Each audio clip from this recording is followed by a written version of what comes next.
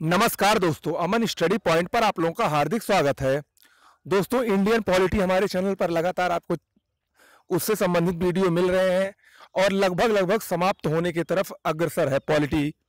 तो आज का जो हमारा चैप्टर होगा, आप लोग स्क्रीन पर देख ही रहे होंगे कि जो प्रमुख अब तक भारत में संविधान संशोधन हुए हैं उससे संबंधित ये वीडियो है। परीक्षा में इससे अक्सर एक प्रश्न अक्सर पूछा जाता है।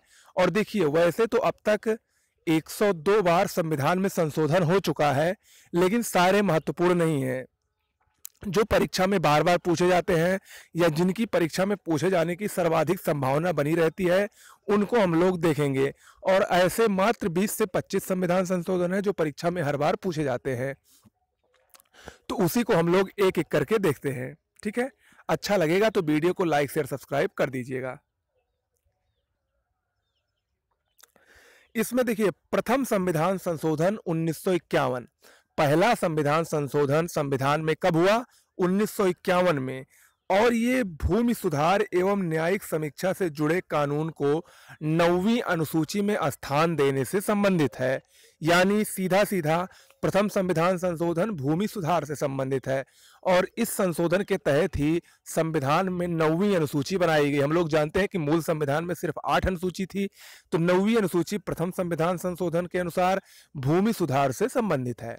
ओके, इसके बाद 31वां संविधान संशोधन 1973, ये भी महत्वपूर्ण है। और इस संविधान संशोधन के द्वारा लोकसभा सदस्य संख्या में वृद्धि की गई। इसके द्वारा लोकसभा सदस्य संख्या 525 से बढ़कर 545 की गई। ठीक है, तो यानी 31वां संविधान संशोधन लोकसभा में सदस्य संख्या की वृद्धि से है। इसके बाद है 36वां संविधान संशोधन 1975। 36वां मोस्ट इंपॉर्टेंट है। 36वें संविधान संशोधन 1975 के द्वारा सिक्किम को पूर्ण राज्य का दर्जा प्रदान किया गया। ओके, इसके बाद हम लोग चलते हैं 42वें संविधान संशोधन 1976 की तरफ। ये मोस्ट इंपॉर्टेंट है, सबसे ज्यादा महत्वपूर्ण संविधान संशोधन है। और देखिए, इस संविधान संशोधन के अंतर्गत भारतीय संविधान में कई बदलाव हुए, इसीलिए इसको भारतीय संविधान संशोधनों में मिनी संविधान कहा जाता है, क्योंकि इसके अंतर्गत बहुत सारे बदलाव हुए थे। ठीक है, इसमें जो पहला था, प्रस्तावना में 3 नए शब्द शामिल किए गए। 42वें संविधान संशोधन के द्वारा प्रस्तावना में 3 नए शब्द समाजवादी, धर्मनिरपेक्षता और अखंडता को शामिल किया गया। ठीक है, इसके अलावा मूल कर्तव्यों को शामिल किया गया। 42वें संविधान संशोधन के अंतर्गत ही मूल कर्तव्यों को शामिल किया गया, अनुच्छेद 51A और भाग 4A में। ठीक है, इसके अलावा 42वें संविधान संशोधन के तहत ही वन्य जीव और शिक्षा को, ये पहले राज्य सूची में थे, इनको समवर्ती सूची में शामिल किया गया। यानी पहले इस पर सिर्फ राज्य ही कानून बना सकती थी, लेकिन समवर्ती सूची में शामिल करने से इस पर केंद्र और राज्य दोनों ही कानून बना सकती थी। इन विषयों पर, किन विषयों पर? वन्य जीव और शिक्षा संबंधी विषयों पर। ठीक है, इसके अलावा इसी संविधान संशोधन के अंतर्गत राष्ट्रपति को कैबिनेट की सलाह के लिए बाध्यता प्रदान की गई। यानी राष्ट्रपति को कैबिनेट की सलाह बाध्यकारी होगी, ऐसा प्रावधान 42वें संविधान संशोधन 1976 के तहत किया गया। ठीक है, इसके बाद हम लोग 44वें संविधान संशोधन 1978 के बारे में पढ़ते हैं। ये भी इंपॉर्टेंट है, क्योंकि इसी संविधान संशोधन के द्वारा ही संपत्ति का अधिकार, जो कि पहले मूल अधिकार था, वो मूल अधिकारों से हटकर कानूनी अधिकार बना और इसको जगह मिली अनुच्छेद 300 का या अनुच्छेद 300A में।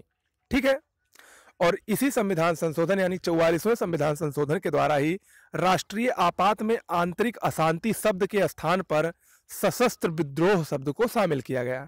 ठीक है, तो 42वां और 44वां संविधान संशोधन मोस्ट इंपॉर्टेंट है। इसके अलावा भी मैं जो करा रहा हूं वो सारे मोस्ट इंपॉर्टेंट हैं। ठीक है, इसके बाद हम लोग 52वां संविधान संशोधन 1985 को देखते हैं। ये दल बदल संबंधी प्रावधान से संबंधित था। 52वां संविधान संशोधन 1985, और इसके द्वारा, इस संविधान संशोधन के द्वारा 10वीं अनुसूची जोड़ी गई। तो प्रश्न अक्सर पूछा जाता है कि दल बदल प्रावधान किस अनुसूची में शामिल है, तो वो 10वीं अनुसूची में है और 52वां संविधान संशोधन उससे संबंधित है।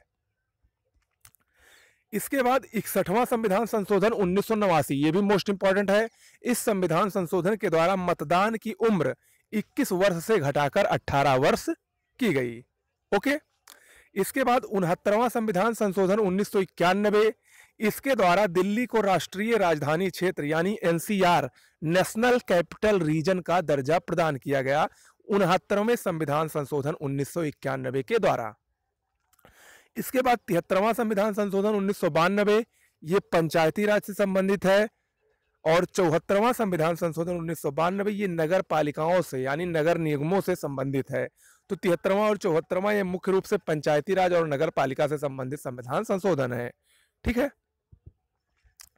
इसके बाद हम लोग चलते हैं 86वें संविधान संशोधन 2002 की तरफ। 86वां संविधान संशोधन, इसके द्वारा ये प्रावधान किया गया कि राज्य द्वारा 6 से 14 वर्ष तक के सभी बच्चों को निःशुल्क व अनिवार्य शिक्षा उपलब्ध कराया जाएगा। ये राज्य का कर्तव्य होगा और ऐसा प्रावधान 86वें संविधान संशोधन 2002 के तहत किया गया। इसके अलावा 91वां संविधान संशोधन 2003, ये केंद्र और राज्य में मंत्रिपरिषद की सदस्य संख्या लोकसभा तथा विधानसभा की सदस्य संख्या का 15% होगी। ऐसा प्रावधान 91वें संविधान संशोधन 2003 के तहत किया गया। ठीक है, इसको मैं पहले पढ़ भी चुके हैं हम लोग इसको। तो 91वां संविधान संशोधन ये मंत्रिपरिषद की सदस्य संख्या से संबंधित है। ठीक है। इसके बाद 92वां संविधान संशोधन जो कि 2003 में हुआ, इससे 8वीं अनुसूची में परिवर्तन हुआ। 8वीं अनुसूची में जो वर्तमान में 22 भाषाएं हैं, उसी के तहत डोगरी, मैथिली, बोडो, संथाली भाषा को 8वीं अनुसूची में 92वें संविधान संशोधन 2003 के अंतर्गत शामिल किया गया। ओके। इसके बाद हम लोग देखते हैं 100वां संविधान संशोधन 2015। 100वां संविधान संशोधन 2015 ये भारत और बांग्लादेश के भूखंडों के लेन देन से संबंधित संविधान संशोधन है। ये 2015 में हुआ। इसके बाद 101वां संविधान संशोधन 2016 में हुआ। ये वस्तु एवं सेवा कर यानी GST, good and service tax से संबंधित है। इस संविधान संशोधन के द्वारा ही जीएसटी को पूरे भारत में लगाया गया। और 102वां संविधान संशोधन 2018 जो कि पिछले वर्ष हुआ, इस संविधान संशोधन के द्वारा राष्ट्रीय पिछड़ा वर्ग नामक एक आयोग का गठन किया गया। ठीक है। तो ये कुछ प्रमुख संविधान संशोधन थे, परीक्षा की दृष्टि से मोस्ट इंपॉर्टेंट है। इससे बाहर कहीं कुछ नहीं आना चाहिए, क्योंकि इतने ही बार बार परीक्षा में घूम फिर कर आते हैं। इसके अलावा जो कुछ और थोड़ा इंपॉर्टेंट होगा उसको मैं आपको टेस्ट सीरीज जब मैं कराऊंगा तो उसको करा दूंगा। ठीक है। पॉलिटी खत्म होने की तरफ है। लगभग 1 से 2 वीडियो पॉलिटी की और आने हैं। इसके बाद हम लोग साइंस शुरू करेंगे। 10 से 12 दिन में साइंस खत्म हो जाएगा। उसके बाद हम लोग इतिहास और भूगोल को 20 से 25 दिन में खत्म कर देंगे। आपका एग्जाम अभी मिनिमम 1 से 1.5 महीने नहीं होने वाला है, तो निश्चिंत रहिए आप लोग, आपका पूरा सिलेबस खत्म हो जाएगा। ठीक है। बस हमारे साथ ऐसे बने रहिए। हमारे वीडियो को ज़्यादा से ज़्यादा शेयर करिए, ज़्यादा से ज़्यादा लाइक कीजिए और ज़्यादा से ज़्यादा सब्सक्राइब कीजिए। ठीक है। धन्यवाद।